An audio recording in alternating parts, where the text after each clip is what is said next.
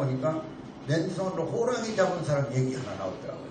저 전라도 변산반도에서 술을 잔뜩 먹고 집을 찾아온 당시 산골짜기로 들어가가지고 무덤가에 누워있는데 옷을 무덤 비석에다 걸쳐놓고 여름인가 봐요. 그냥 메라스만 하나 입고 자고 있는데 호랑이라는 으름거리도 온 거예요. 근데 이 호랑이 무식한 놈이 비석에 세운 옷을 보고 사람인 줄 알고 공격해가지고 이빨이 빠져버렸어. 돌멩이를 물어버렸으니까 아주 소리를 지르고 야단이 났더란 거야.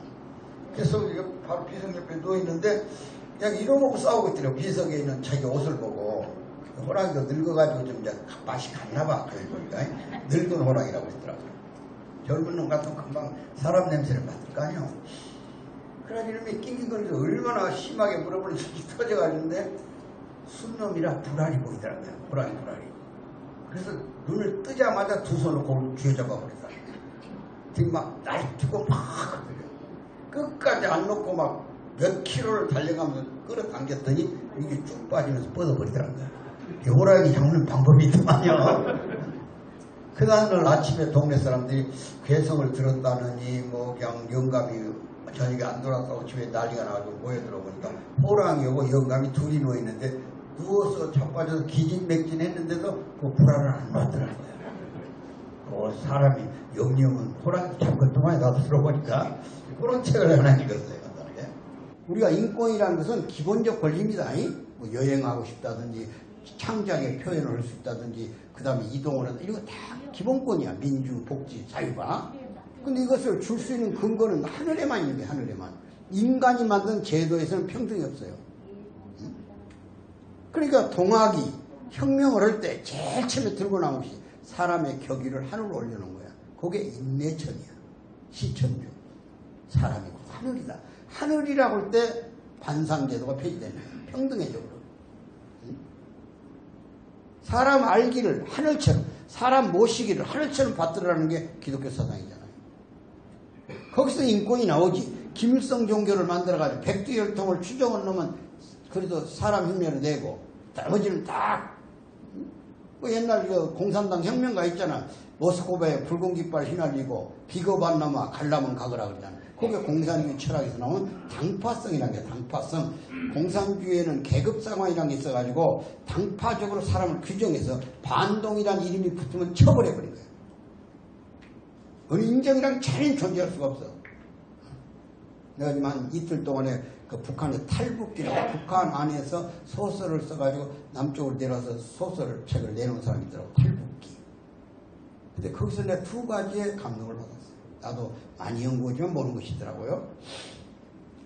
그 사람이 이제 작가가 한 97, 8년경에 넘어왔기 때문에 95년인가 이제 그 건국절, 구구절이 이제 북한 건국절입니다. 그 열병식을 한 번 하는데 90년 건국절을 해요. 근데 평양에다 100만 명을 모으는 거예요. 평양 시민이 300만입니다. 100만 명, 전 가족이 다 나가야 돼, 거의 다. 걸어다닐 수 있는 사람은. 근데 어떤 친구 하나가 비당원이야, 당원이 아니야. 근데 밑에 지하에 당 책임 당원 하나가 그 아파트 동을 관리하는 거야. 사상검증을 하고. 이 북한 사회는 일주일마다 교회에서 그 반성하는 것처럼 그 반드시 총괄한 게 있어요. 하나는 인민반, 이 농촌이나 이런 데서 사는 아파트나 사는 데서는 그걸 생활총화라고 그러고, 직장에 가면 그걸 사회총화 그럽니다. 이름이 총화. 그러니까 당 사상이 결렬되지 않게 항상 중심을 향해서 가도록 지도한다. 그런 뜻이었어. 총화. 그러면 일주일에 한 번씩 교회 가듯이 꼭 모여요. 거기서도. 인민반끼리. 모여가지고 두 가지를 해야 됩니다. 첫째는 자기가 일주일 동안 살아온 동안에 당과 수령 앞에 뭘 잘못했는가를 고백해야 돼. 고해성사처럼. 그리고 하나는 이웃 사람들이 잘못한 것을 눈으로 봤다가 지적을 해야 돼요. 반드시 한 가지 이상을. 그건 의무적이야. 그러니까 일주일 내내 어느 당원이 무엇을 잘못하고 있는가를 보고 다녀야 돼. 이게 상호감시가 되는 거예요. 자동적으로. 근데 어느 당원이 이제 보고 오는 걸 읽어보니까 배가 갑자기 새벽에 아파서 일어나려고 했는데 눈 뜨면 이제 자기 제일 위에 김일성, 그 다음에 김정일, 그 다음에 김정숙이 이렇게 걸려있어요. 셋이. 김일성 부인 김정숙이 혁명 이렇게. 그러니까 눈 뜨자마자 거 가서 인사를부터 올려야 돼요. 새벽 기도하듯이. 근데 갑자기 설사 하나 화장실로 달려버렸다. 그래서 와서 반성하는 거야. 참 저녁에 화장실을 갔다가 대기를 끈대 배 아플 걸 미처 몰라가지고 수령님 앞에 큰 죄를 졌습니다. 다음부터는 배 약간의 기별만 오면 인사부터 올리고 화장실로 가겠습니다. 이거 반성을 해. 그거 이제 그대로 됐다. 지금끼리 하는 얘기가 누가 본 사람 없고. 그 동네에서 박수쳐 동문에서 사상이 건져놓다 이게 반성할 줄 아니까. 근데 이제 누구를 지적해야 하잖아요. 근데 일주일에 보다가 이웃집 동무가 장마당에 나갈 때 반드시 동네 밖을 넘어갈 때는 모자이크로 된 대형 사진 앞에 가서 인사를 올려야 됩니다. 잘 다녀오겠다고. 근데 바쁘니까 그냥 가버린 건 이걸 본 거야. 그 여기서 좀 쑥스럽기는 합니다만 우리 아랫동네 사시는 김동무께서 부부가 뭘 들고 장마당에 팔러 가는 것 같은데 수령님께 인사 안 올리고 가는 걸 봤습니다. 그럼 꼼짝 못하잖아요. 봐버렸으니까. 그리고 이동무가 약속 시간이 돼가지고 그랬구나고 약속 시간이 돼가지고 미처 인사를 못 올리고 가서 다시는 그런 일이 없도록 새벽에 일어나서 인사부터 올리고 이러다 갈랍니다. 이렇게 반성하는 거야. 그래서 총화야 이게. 그런데 속으로는 개새끼가 나를 뒤쫓아다녔구만. 이제 너 봐라. 끝까지 내가 쫓아다니는 볼 테니까. 이게 상호감시라는 거야. 꼼짝 못하는 거야. 근데 한 사건은 참 얼마나 불편한가 보시오. 전부 커튼을 열으라고 지시가 와서 당해서 열병씩 오는데 문에다 깃발을 걸고 창문에서 막 환영을 하라는 거야. 아파트 13층에 사는데 그 애기인데 애기 3살짜리가 창문만 열면 경기라는 거야. 앞에 바로 김일성 동상이 보여요. 이상하게 그 애기가 3살짜리가 동상인지 뭔지 모르는데 그것만 열면 발을 풀을 떨고 경기라는 거야.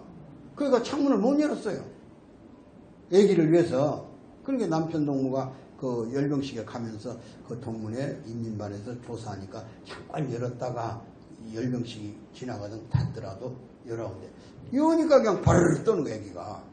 이놈은 태어날 때부터 김일성이 나서 싫어하게 태어나는 것 같더라고. 그런 놈이 많이 태어났으면 좋겠어, 북한에서는. 누가 말을 하는 것도 아닌데 경기가 일어나는 거야.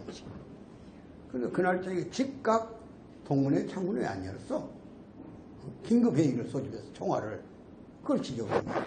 그러니까 그 어머니가 경기가 일어나서 한두 번이 아니고 꼭 창문만 열면 벌을 떤다. 타도만 안정이 된다는 거예요.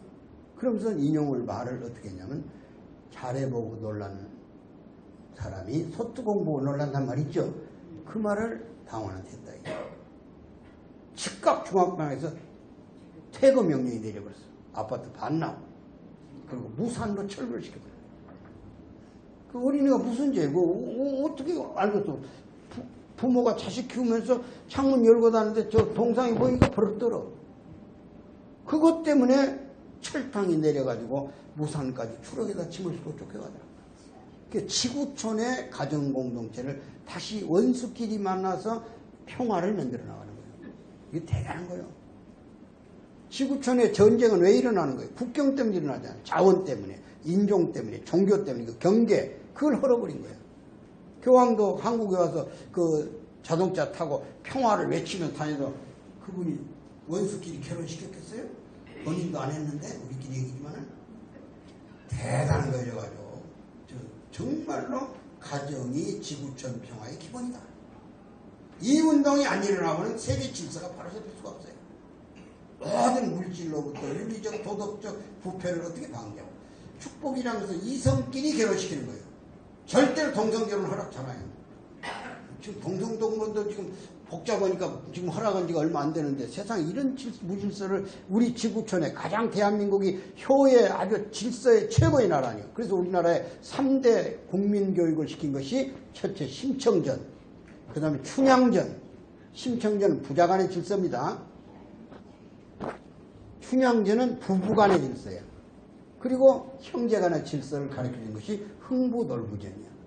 우리는 흥부만 잘한 줄 알죠? 농부도 잘한 게 놀부고.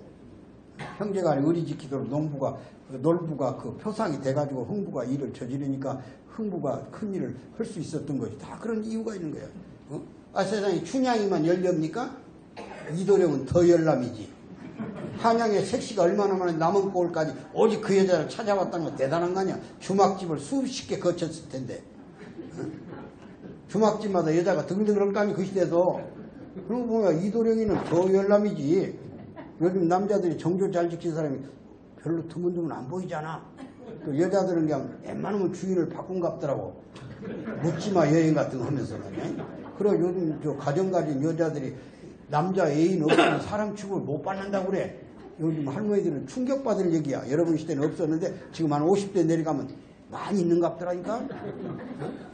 내가 데리고 있는 사무총장도 그냥 토요일만 되면 등산 가가지고 하나 얽어가지고 얘기하고 있더만. 그 윤리질서가 엉망인가 봐. 그거 보면 큰일 났다 이게 지금. 바로 잡아야 된다 이거. 그래서 결론적으로 우리는 다시 우리의 기본 문화인 효의 문화를 질서를 잡아야 된다. 지금 가장 위험한 게 부자지간의 질서입니다. 자식이 아버지 죽이고 아버지가 자식도 없애버리고. 자식을 위해서 부모는 100% 헌신하는 걸 알았잖아 우리가. 근데 얼마 전 뉴스 보니까 젊은 섹시 두 분이 사랑은이라고 4살짜리 찡얼거린다고 목욕탕에다 가둬놨다 죽어버렸더라고요. 이런 질서가 어디 있냐. 부모가 또 상속 더득해 준다고 그냥 부모를 그냥 치매 요양병원에 맡겨놓고 처리해버리고 이런 짓거리죠. 이 가정윤리. 자, 그래서 나는 지금도 감동스러운 것이 이 심청이라는 얘기를 우리가 한번 꼭 떠올릴 필요가 있어요. 심청. 심청전은 조선조 영조 때 소설이야. 소설로 나온 거예요. 근데 그 소설 속의 심청이는 신봉사의 고통을 견디다 못해서 백군들한테 몸을 줍니다. 제물로. 그리고 300석을 받아다가 절에 갖다 놔요. 아버지 눈뜨게 하려고. 다 아는 얘기 아니야. 근데 심청이가 진짜 백군에 실려서 저 인당수, 원래 지금 기록에 보면 저 장백 앞에 인천 위에 그 백길, 중국 가는 백길에다가 던져버렸어요. 액을 막는다고 백군들이 그런 짓 하잖아요.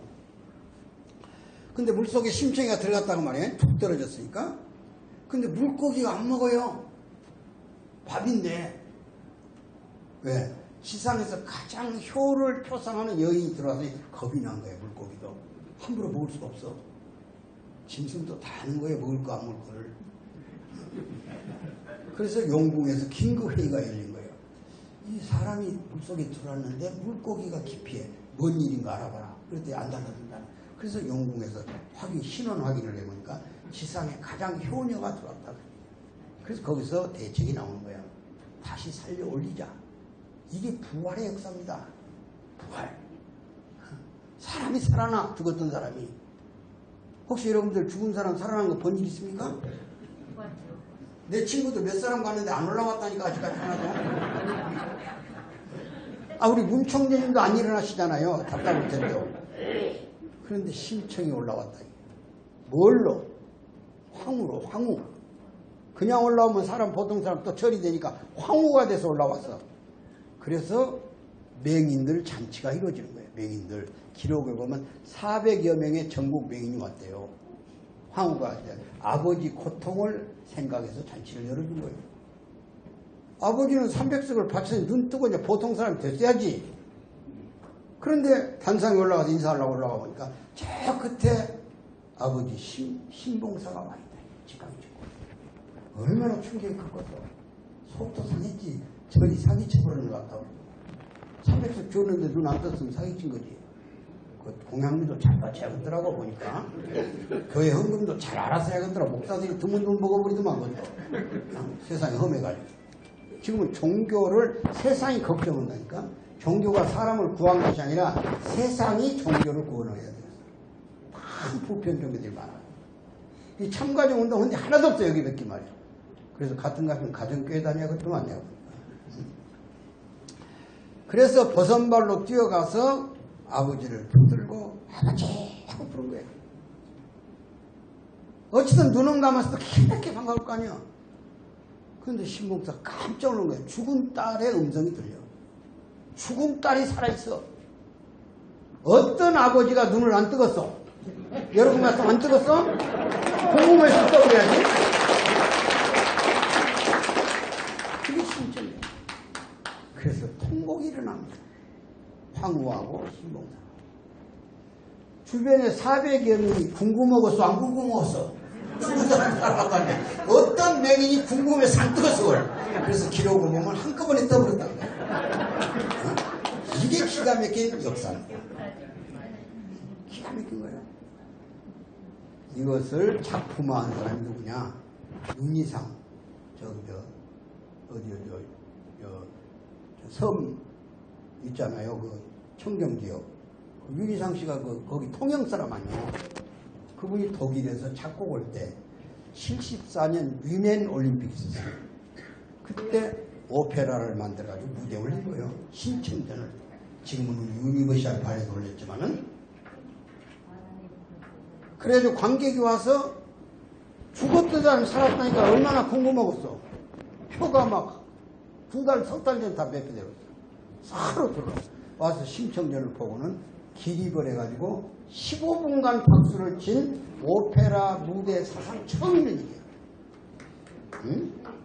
그러니까 혹시 여러분들도 외국 갈 때 대한민국을 물어볼 겁니다. 어떤 나라냐? 그러면 심청전 CD 한 장만 갖고 가면 세계가 감동합니다. 못 알아듣거든 그냥 우리 통역한 사람한테 물어보라고 그래요.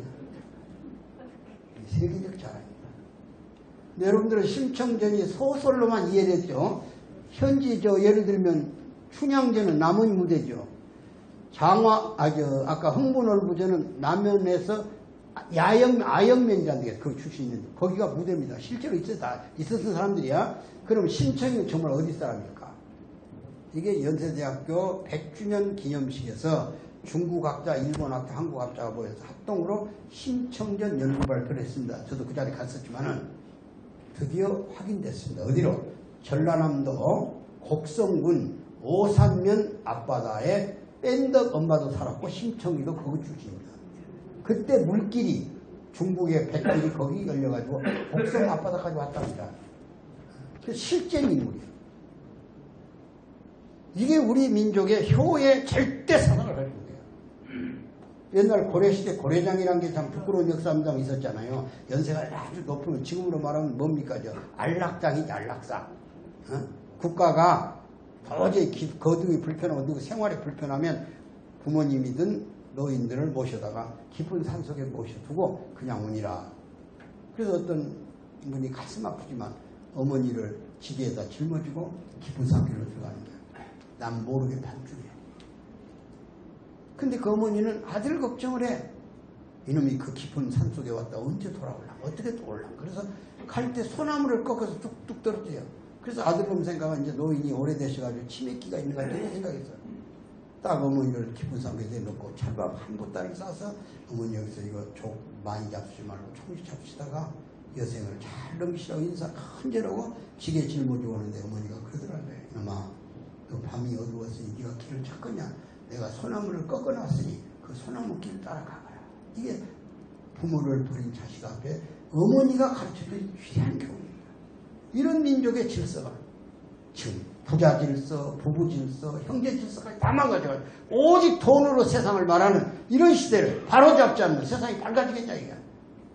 그래서 이것이 어디까지 실천을는지 몰라도 오늘 참가된 실천 운동본부에 참여하신 여러분들이 위대하고 이제 여러분들이 앞장서서 가정윤리 지키고 사회윤리 지키고 국가윤리까지 통일로까지 가는 앞장 일꾼이 되기를 기대하면서 오늘 교육을 마칩니다. 감사합니다.